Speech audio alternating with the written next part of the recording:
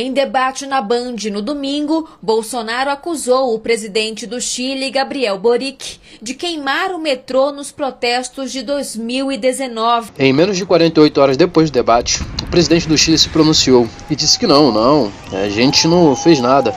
Inclusive eu fui a voz de paz. Será? Em reportagem da Globo da época, quem é Gabriel Boric? Ex-líder estudantil que foi eleito presidente. Bom, ele diz que foi a pessoa da paz. Mas vamos ver o que estava fazendo os estudantes na época que o Chile estava um caos? Dias antes, quando os estudantes começaram um movimento para pular a catraca, para não pagar a passagem. O grupo no qual Gabriel Boric se considera líder não começou nada bem. Ele quebrou e depedrou vários pontos da estação de metrô.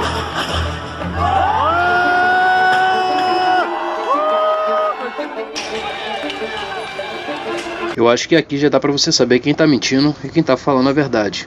Agora, se você quiser continuar a ver uma linda história na qual eu conto, é só continuar no vídeo. Bom, né? Eu não sei se você sabe, mas a imprensa mente pra vocês. E já tem, um tempo que eu venho falando isso. Quanto tempo que eu venho falando isso? Hoje eu vou tentar trazer pra vocês quem é Gabriel Boric, ou Boric, como você quiser chamar, meu querido. O problema é seu. Também conhecido como o atual presidente do Chile. Sim. E bom, eu não tô aqui pra fazer nenhuma acusação, grave ou menos grave, mas sim pra talvez você tirar suas próprias conclusões. Mas antes, você já sabe o que tem que fazer, né? Não esquece de deixar o seu like, de se inscrever no canal também, que é extremamente importante. E simbora pro vídeo.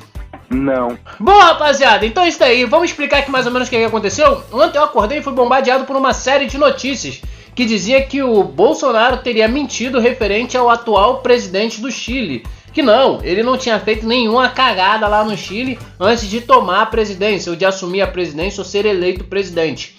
Tudo isso é meio confuso por lá, tá? Não tô de sacanagem. Mas para que eu te explique tudo isso, antes eu tenho que explicar pra vocês como é que eu cheguei a saber dessas coisas que estavam acontecendo lá no Chile. Primeiro, eu comecei a estudar política em 2013 e 2014. E o motivo, família, era bem simples, tá? O que estava acontecendo no Brasil em 2013? Né? Mais especificamente aqui no Rio de Janeiro em 2013. Teve uma quebradada danada aqui no Rio de Janeiro por causa do aumento da passagem. A passagem tinha aumentado 20 centavos e o nego começou a ir pra rua e, sei lá, deu a louca na Brasiliense. Eu não sei bem o que quer dizer deu a louca na Brasiliense, mas foda-se. Mas ao que tudo parecia era que 20 centavos ia provocar o fim da humanidade no Brasil. Sei lá, o Rio de Janeiro de repente virou uma zona, um quebra-quebra no centro do Rio de Janeiro que vocês não têm ideia. 20 centavos. Eu, particularmente, nesse momento eu estava em um período de transição, ou seja, eu estava saindo de uma empresa e indo para outra. Eu trabalhava no centro do Rio de Janeiro, na cidade, na capital aqui do Rio de Janeiro, e estava indo trabalhar na Zona Oeste, que era a Barra da Tijuca, que é um outro ponto totalmente diferente, muito comercializado aqui também, porém muito diferente, ou seja, eu não estava mais indo para o centro, então eu não participei, não vi, não sei como que aconteceu toda aquela confusão lá no centro. Porém, o fato de eu estar trabalhando em outro lugar não é muito diferente de como se eu estivesse trabalhando lá. A curiosidade me despertou de alguma maneira, eu falei, meu Deus, por que decidiram quebrar a cidade por causa de 20 centavos? E foi aí que eu descobri que tinha política no meio. Pô, não sabia. E cara, se eu ainda não consegui despertar isso em você, cara, é muito bom que você tenha curiosidade. Não é só curiosidade sobre recursos ergogênicos, coisas que eu falo aqui, não falo sobre recursos ergogênicos, eu falo sobre treino, eu falo sobre dieta, tudo isso com base em conhecimentos que eu adquiri com curiosidades. Mas tem muitas outras coisas que eu sei falar também, que se alguém me chamar pra conversar, qualquer papo, se você quiser falar comigo sobre o Egito Antigo, eu vou falar pra vocês assim, pô, Cleópatra também não valia porra nenhuma. Ela nem nunca deveria ter sido rainha de nada. Ela, depois que o pai dela morreu, né, o reinado era passado pra filho homem. Só que ela tinha um irmãozinho de 12 anos e o que ela fez? Ela já tinha 18, 19 anos, ela se casou com esse irmãozinho dela e daí tomou conta do reino inteiro, como se fosse uma rainha. Mas na verdade ela só burlou o sistema.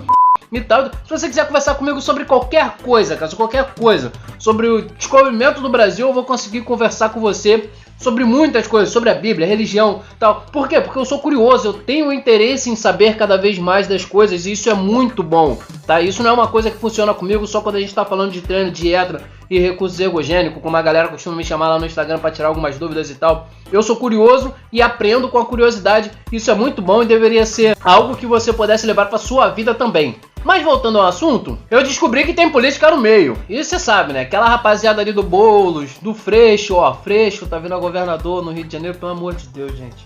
Estuda sobre a vida desse mano, né? Pelo amor de Deus, não cai na lorotinha dele, não. Pelo amor de Deus. Alô, galera do Rio de Janeiro, não. Bora, tá ruim de qualquer maneira, mas o Freixo é bem pior. Mas enfim, não Freixo, Boulos, Daniel, como é que é o nome daquela outra Dávila lá? Que foi vice do...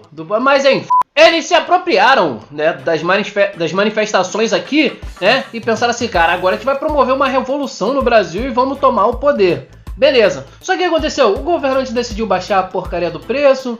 O povo do Rio de Janeiro é um povo muito paz e amor, tipo assim, então tá bom, então tá maneiro, fechou. E eles sozinhos não conseguiram levar isso à frente. Então isso acabou aqui, porém ficou aquele gostinho pra mim de quero mais. E dentre todos os outros motivos que eu tinha pra estudar a política, né, claro, tirando o fato de eu ser curioso pra caraca, de qualquer maneira eu ia continuar estudando, eu falei assim, bom, beleza, vou continuar estudando isso daqui, por quê? Porque eu achei interessante, né, o poder que a gente tem. Se a gente conseguiu baixar o preço da passagem, a gente consegue outras coisas também.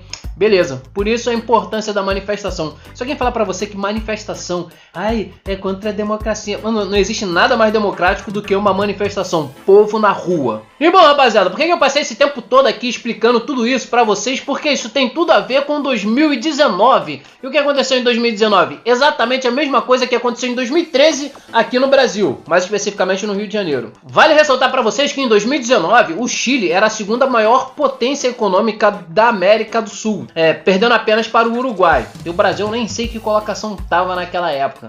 Mas enfim, as duas maiores potências eram Uruguai e Chile. Mano, e de boa mesmo, eu não tava nem aí pro Chile. Eu nem sabia o que tava acontecendo lá. Eu ouvi um burburinho daqui, outro burburinho de lá e tal na televisão. Mas pra mim, a economia brasileira e a política brasileira é o que me interessa.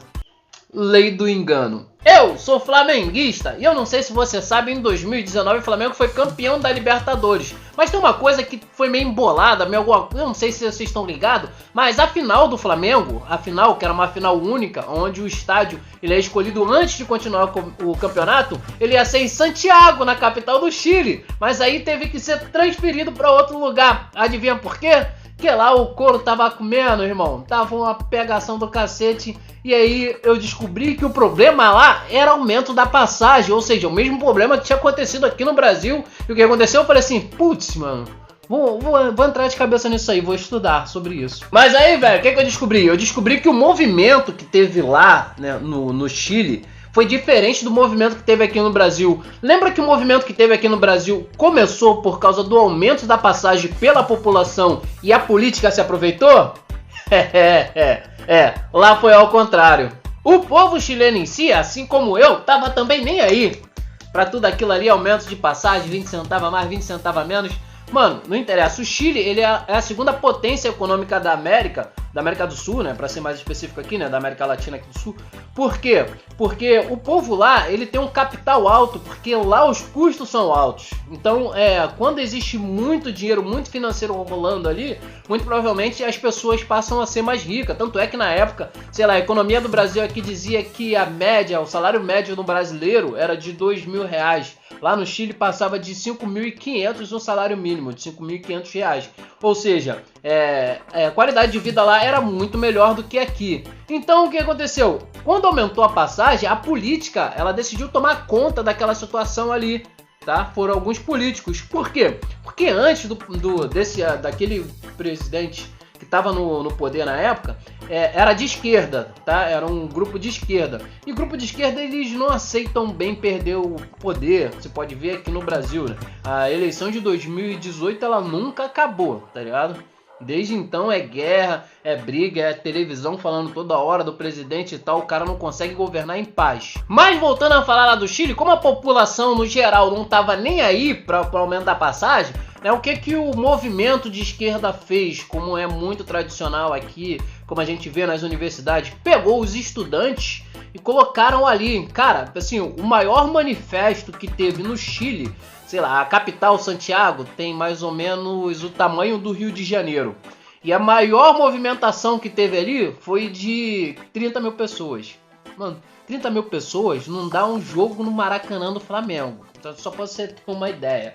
Aqui, na época das passagens, na Presidente Vargas, a gente tem números aí acima de 500 mil pessoas e algumas contagens chega a 1 milhão mais ou menos. Ou seja, mano, quase ninguém. Mas então ele pegou o movimento estudantil e o que que fez com aquele movimento estudantil, que é aquela galera que é bem progressista, que é a galera que não em si não tem aquele poder individual que uma pessoa adulta, né, quando ela atinge uma certa idade, que começa a trabalhar, que começa a entender o que é a vida, não tem. Então ele é meio progressista, então ele falou assim, bom, né, a gente vai apoiar essa situação aí. E quem é o presidente Boric? Ele só era o líder. Então, com uma simples pesquisa que eu fiz aqui no YouTube ainda agora, que eu lembrava que o bagulho lá ficou doido, mas vou botar uma reportagem da Globo aqui para vocês entenderem o que fazia os estudantes naquela época lá, no qual o atual presidente era o líder. Vamos dar só uma olhadinha aí. De um aumento da passagem do metrô de Santiago, que é um metrô muito grande, que transporta mais de 1 milhão e 500 mil pessoas por dia, numa população da região metropolitana de 7 milhões. Esse aumento aconteceu no início de outubro e, na verdade, os protestos, embora eles tenham explodido no final da semana passada, eles já tinham começado uns 6 dias antes, quando os estudantes começaram um movimento para pular a catraca, para não pagar a passagem.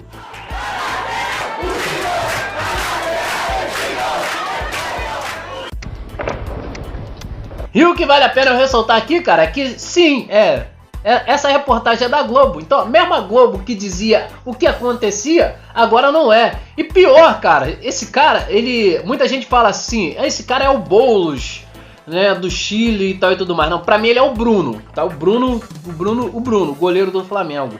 Sabe por quê? Porque ele mandou fazer, ou ele tava por trás daquilo ali.